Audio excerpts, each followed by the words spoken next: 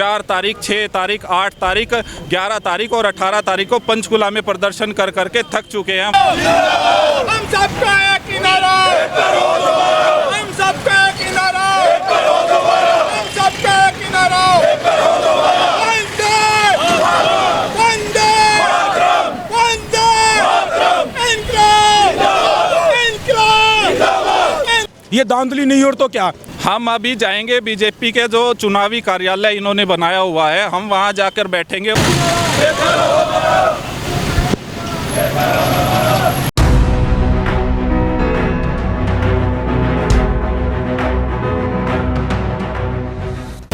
दोस्तों नमस्कार, आप देख रहे हैं पीएमजी न्यूज़ और मैं हूं इस टाइम पे सिरसा में क्यों हूं इसका कारण ये है कि पिछले दिनों हुई सब इंस्पेक्टर भर्ती में जो कैंडिडेट हैं, जो उम्मीदवार हैं, वो इससे असंतुष्ट है।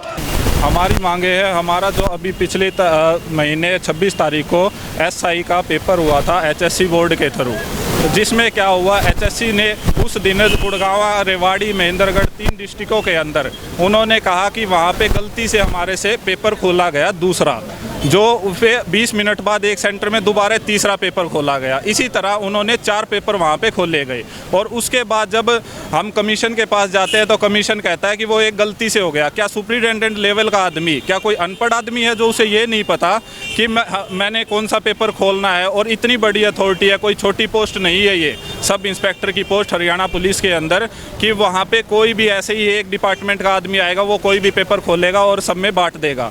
ये बहुत बड़ा घपला है जो सरकार अपने एचएसएससी बोर्ड उसको छुपाने के लिए बहुत जल्दी अपना ये सोच रही है कि कैसे ना कैसे इस घपले को दबाया जाए और दबा के हम इस पोस्ट को फटाफट लगा के अपना आगे का और प्रोसेस स्टार्ट किया जाए। मगर हम सभी बच्चे इस चीज़ को नहीं होने देंगे। हम पिछले महीने 4 तारीख, 6 तारीख, 8 तारीख, 11 तारीख और 18 तारीख को पंचकुला में प्रदर्शन कर करके थक चुके हैं। वहाँ हमारी कोई नहीं सुनने वाला। एचएसएससी बोर्ड के चेयरमैन कहते हैं कि अब मैं शादी में गया हुआ हूँ। क्या उनके लिए शादी ज़्यादा ज़रूरी है या देश के युवाओं का रोजगार देना? इसी तरह यूं करते करते हम लोग आज यहाँ पे इलेक्शन का टाइम है, तो हम अपनी आवाज़ को उठाने के लिए यहाँ के जो कैंडिडेट हैं, बीजेपी के कैंडिडेट गोविंद कांडा जी, हम उनसे अनुरोध करते हैं कि आप हमारी आवाज़ को उठाएं, वह हमारा एग्ज़ाम रिकंडक्ट कराएं, जिससे कि आपका जो नारा है, जो बीजेपी का हमेशा से नारा रहा है कि बिना पर्ची बिना खर्ची के हम रोज़गार देंगे, वो आगे भी ऐसे ही चलता रहे। जब पिछली भर्तियाँ अगर इन्होंने फेयर की हैं तो इस भर्ती में ऐसा क्यों हो रहा है? जब पिछली भर्तियों में अगर कोई भी दिक्कत आती है तो ये उसी टाइम उस भर्ती को कैंसिल कर देते हैं, उस भर्ती को रद्द कर देते हैं। मगर इस बार ऐसा क्या हो गया कि जो इस भर्ती को रद्द नहीं किया जा रहा? बच्चे जब कह के छिक गए या और 13 तारीख को उन लोगों ने क्या किया, सब बच्चों का जो उनको ऑप्शन दिया गया वहाँ के 3 सेंटर के बच्चों को कि आप लोग अगर आपका पिछला एग्ज़ाम अच्छा हुआ है तो आप मत दीजिए, अगर आपका अच्छा नहीं हुआ है तो आप एक और एग्ज़ाम दे दीजिए। ऐसे इस तरह का हमारे साथ भेदभाव क्यों हो रहा है? क्योंकि एक तरफ तो 1,30,000 बच्चे और एक तरफ सिर्फ 1500 बच्चे हैं। क्या बिना पर्ची बिना खर्ची के आज के टाइम में रोज़गार मिलेगा ही नहीं? अगर मिलेगा नहीं तो आप हमें सीधा ये साफ तौर पे बोल दिया जाए कि आपको रोज़गार लेने के लिए पर्ची और खर्ची सब चीज़ें चाहिएंगी, या हमारा साथ देके हमारे साथ अन्याय ना किया जाए, हमारे साथ न्याय किया जाए। और आज हम यहाँ के बीजेपी के सभी विधायकों से और सभी लीडर जो सीनियर लीडर यहाँ पे आए हुए हैं, हमारी आवाज़ को सीएम तक पहुँचाया जाए, वह हमारी इस आवाज़ को, हमारी इस मुहिम को अपने अंत तक पहुँचाया जाए, ताकि हम अपने और एग्ज़ाम की भी तैयारी करें, ताकि हम बेरोज़गार युवक कब तक घूमते रहेंगे? हमें रोज़गार चाहिए। रोज़गार के अलावा इस देश में और कोई मुद्दा नहीं है। और अब जब तक ये लोग हमारा साथ नहीं देंगे, हमारी आवाज़ आगे नहीं पहुंचाई जा रही, क्योंकि हम पंचकुला जाकर तंग हो चुके हैं। आज हम इनके पास जाएंगे, इनको जाकर ये कहेंगे कि आप हमारा एग्ज़ाम रिकंडक्ट करवाइए, या हमें ये बताइए कि इसमें धांधली हुई है या नहीं हुई, या तो साफ तौर पे हमें ये कहा जाए कि भैया ये तो ऐसे ही होगा, तो हम अपना चुपचाप मान जाएंगे। अगर ऐसा नहीं होगा तो हमारे साथ भी न्याय किया जाए। जैसे कि इलेक्शन है वो इलाहाबाद में है, और क्या आप वहाँ पे जाके जो ये कैंडिडेट हैं या जो भी मंत्री वो आ रहे हैं, क्या आप उनसे भी जाके यहाँ पे अपनी बात रखेंगे?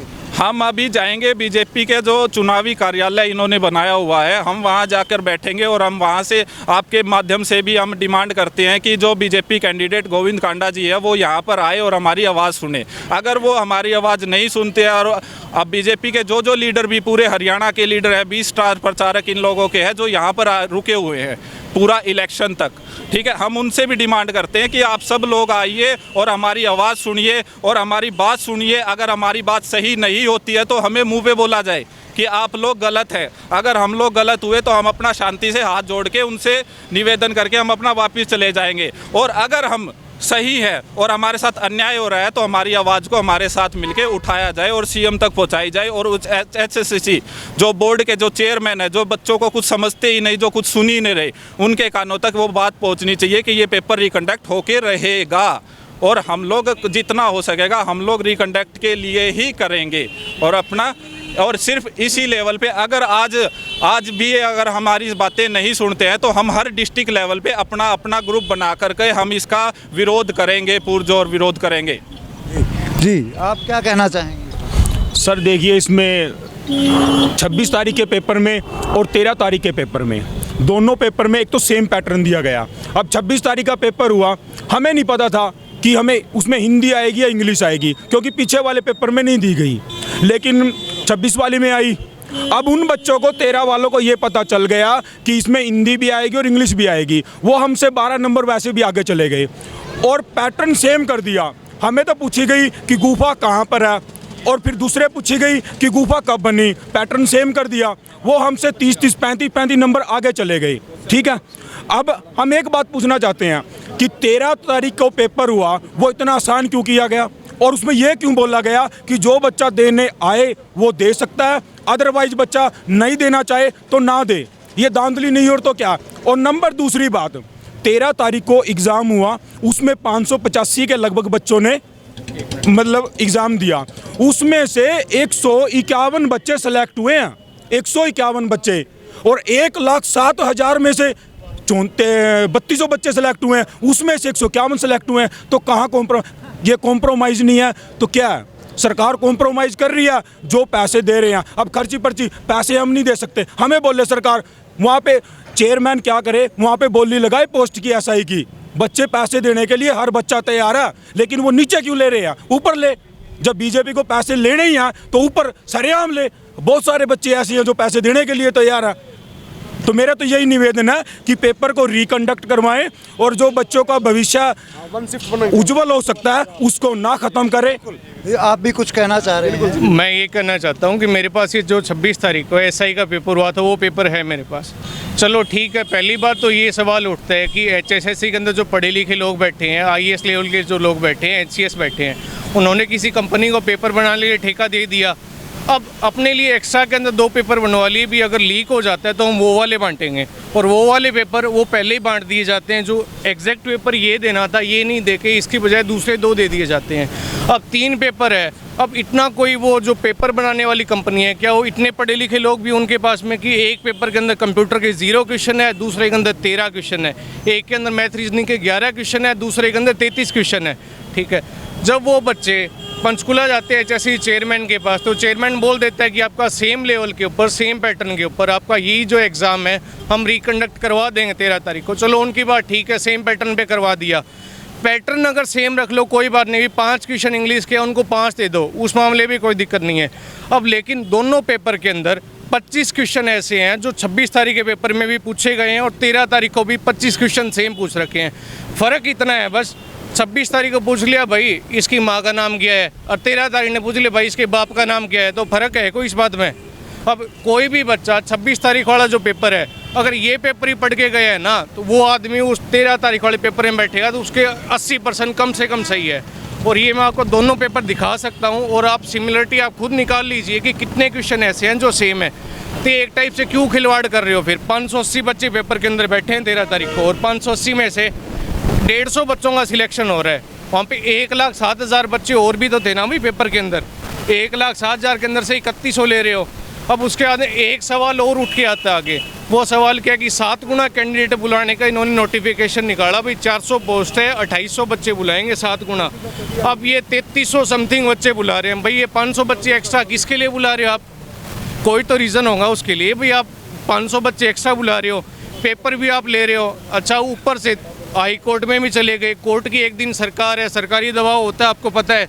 एक दिन जो जज है उसकी छुट्टी करवा देते हैं। अब दूसरी तारीख मिली 12 तारीख को भाई सरकारी वकील है, कोई केस होता है भाई, तैयारी करके जाते हैं ना अपनी, ठीक है। वो कहता है जी मेरे पास तो कोई जवाब ही नहीं है। क्यों नहीं है भाई जवाब तेरे पास? टाइम मांग लेता है। अब जब टाइम मांग लिया, कोर्ट ने टाइम बाउंड कर रखा है भी आप पहले जवाब दो, लेकिन हरियाणा सरकार को ऐसी क्या जल्दी है? पीछे 2-2 साल से जो भर्ती लटकी हुई है, 2019 की भर्ती है ये। अब जब देख रहे हैं अभी उपचुनाव आ रहा है, इलेक्शन आ रहा है, तो इलेक्शन के टाइम के दिन इनको सारी भर्तियाँ कंप्लीट करनी है क्या?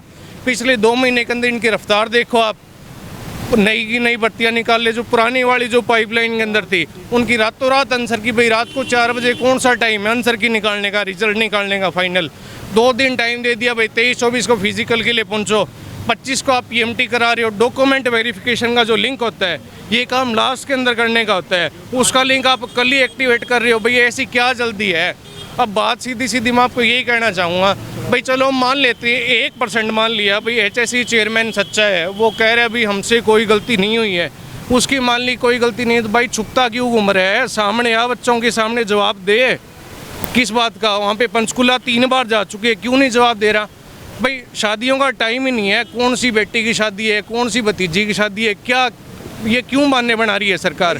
दूसरी बात ये है कि अब सीएम है, सीएम के पास ये मुद्दा नहीं है क्या? CID की रिपोर्ट पल पल की जाती है और यहाँ पे हम क्या कर रहे हैं बताओ? 2-2 साल से तैयारी कर रहे हैं, पेपर हुआ, हाई कोर्ट के चक्कर काट के अब जितना खर्चा वहाँ पे सीधा ही ले लेना, फिर हाई कोर्ट के अंदर क्यों पैसे लगवा रहे हैं? पंचकुला कितनी बार जाएंगे, कितनी बार HSE चेयरमैन के पास जाएंगे? ना इनकी आंसर की रिवाइज होती है, एक बार डाल दी भाई, इतने पढ़े लिखे मूर्ख आदमी बैठे हैं। अब भोपाल सिंह खत्री का क्या तात्पर्य? भाई क्या बताएं, हमको व्यक्तिगत क्वेश्चन क्यों पूछ रहे हो? अनिल विज का पूछ रखा है, बोला उच्च विवाहित नहीं, अविवाहित है, उच्च शिक्षित है। अब क्या बताए भाई उसका, क्यों पूछ रहे व्यक्तिगत क्वेश्चन? अब क्या क्वालिटी है उसकी हमें तो नहीं पता। अब उच्च शिक्षित का कोई पैमाना होता है क्या? 10वीं पास 12वीं पास, कोई अनपढ़ है उसके लिए 10वीं पास है, वो भी शिक्षित ही है।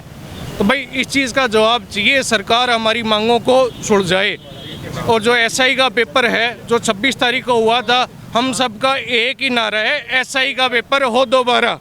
हम सबका एक है नारा, पेपर हो दोबारा, सबका एक नारा, पेपर हो दोबारा। अब मैं एक बात बोलना चाहता हूँ, अब मेरा SI फिजिकल में नाम आया हुआ है, ठीक है, तो क्या मैं श्योर हूँ कि मेरा नाम फाइनल लिस्ट में आएगा?